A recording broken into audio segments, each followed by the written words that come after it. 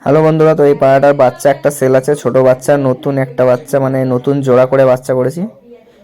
তো এই নরের সাথে একটা মাদি জোড়া দিয়েছি, তো তার বাচ্চা একটা ছোট আছে, তো বড় হলে আমি সেল করে দেবো।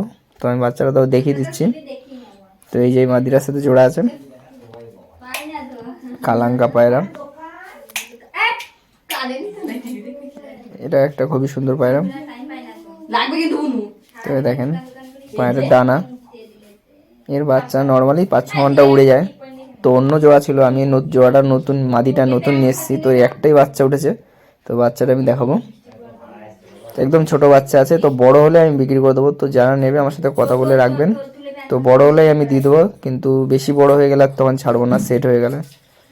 তো দেখেন এই যে হলো ওই মুন্ডু সাদা, আর এই যে সাদা মাদিটার সাথে জোড়া করে এরকম বাচ্চা বেরিয়েছে। তো চোখ এখন জানি না কিরকম বেরোবে। তো ডানা কালো আছে দুটো, একটা বাদ বাকি লেজে কালো আছে। তো এই বাচ্চাটা আমি রেখে দিচ্ছি এর জায়গায়।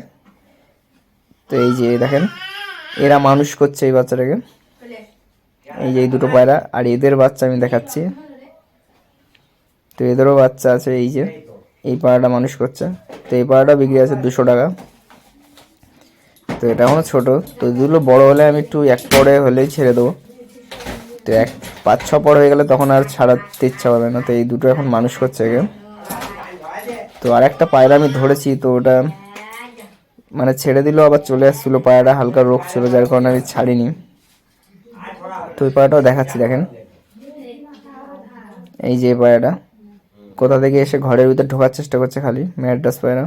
ভালো পায়রা আছে, কিন্তু হালকা রোগ ছিল। তো পায়রাটা প্রচুর খেয়েছে।